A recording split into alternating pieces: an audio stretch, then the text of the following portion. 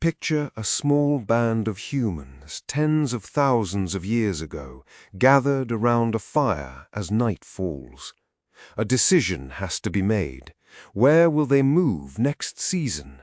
How should a dispute between two families be settled? What do they do about a member who has been taking more than his share? In our world, questions like these flow up to bosses, councils, presidents, and kings. But in that ancient firelight, there was no boss. There was no chief barking orders, no throne, no crown. And yet decisions got made, disputes got settled, and the group held together. So how did ancient humans choose their leaders when for most of our history they seem to have had no permanent leaders at all?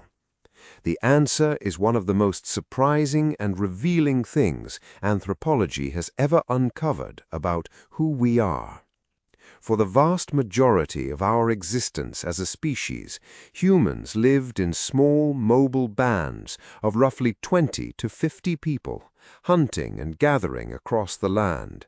And when anthropologists went out in the 20th century to study the hunter-gatherer societies that still lived this ancient way of life, they found something they did not expect.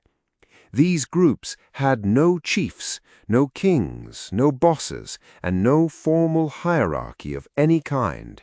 They were, in the words of many researchers, fiercely egalitarian. Nobody owned more than anyone else, nobody had the right to give orders, and the most important decisions affecting the whole band were made not by a leader, but by long discussions that continued until the group reached a consensus everyone could live with. This was not a coincidence found in one isolated group. Anthropologists of every background, studying very different peoples in Africa, Asia, South America, and beyond, came back with the same general story. The consistency of that picture is what makes it so powerful. It tells us that the egalitarian band was very likely the basic social condition of humanity for tens of thousands of years, the way our ancestors lived for far longer than they have lived under kings or governments. But here is the part that should genuinely surprise you. This equality was not because our ancestors were naturally gentle or free of the desire to dominate. The evidence suggests the opposite. Humans, like our primate relatives, carry a deep capacity for dominance, for wanting to be on top, for trying to control others. The egalitarian band did not exist because that drive was absent. It existed because the group actively, deliberately, and constantly suppressed it. The anthropologist Christopher Boehm gave this idea its clearest form, and he called it reverse dominance hierarchy. In an ordinary dominance hierarchy, like the ones you see in many primates, the strongest individual rises to the top and dominates everyone below. Boehm's insight was that hunter-gatherers turned this upside down. Instead of one strong individual dominating the group as a whole united to dominate any individual who tried to rise too high. The many kept the one in check.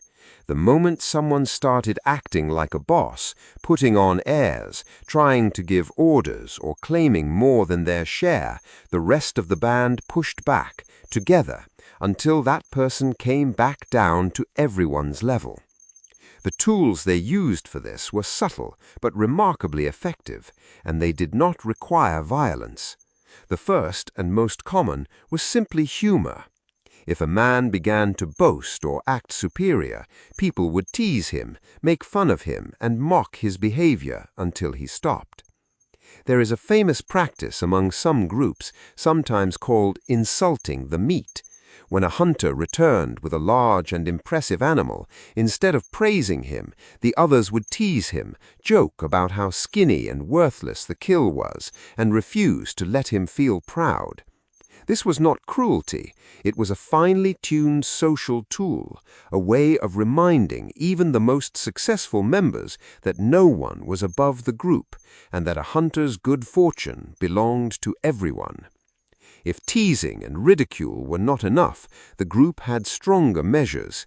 They could shun a person, withdrawing cooperation and conversation.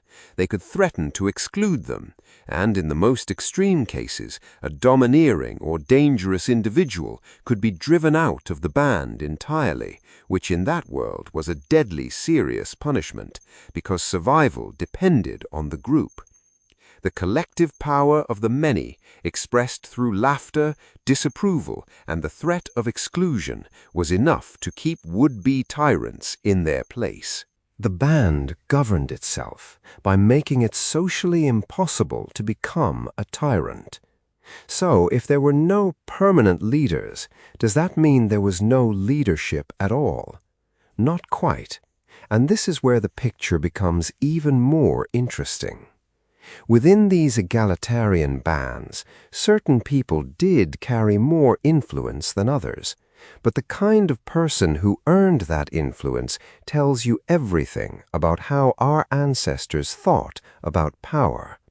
Leadership tended to flow to those who were generous, calm, wise, and skilled, people who shared freely, who listened to everyone, who avoided anger and displays of dominance, and who could help the group reach agreement.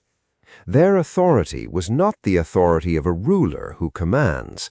It was the influence of someone the group chose to listen to because they had earned trust and respect.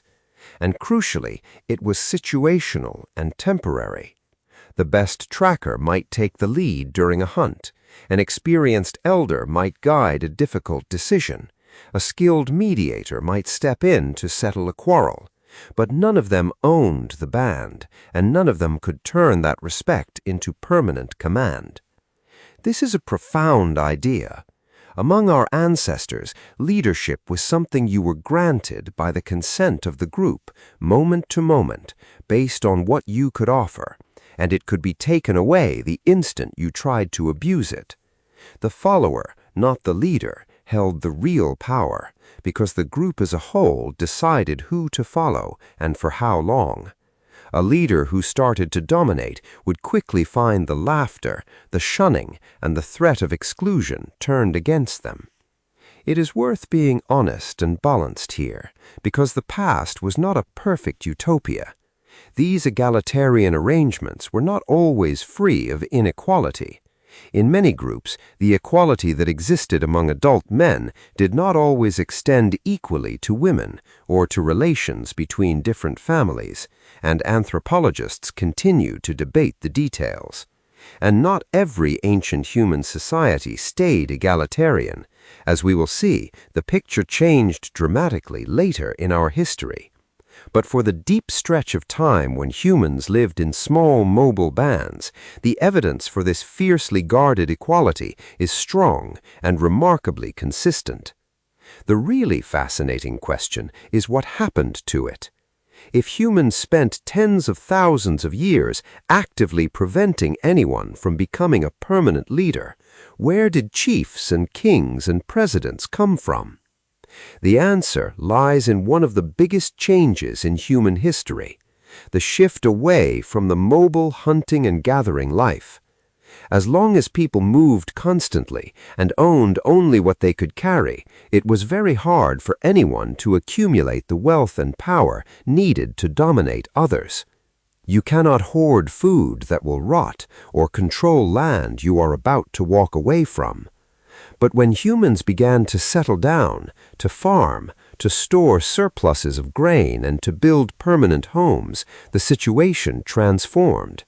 Now there were surpluses to control, property to own, and resources to fight over. The old leveling mechanisms, the teasing and the shunning, were no longer enough to hold back the ambitious.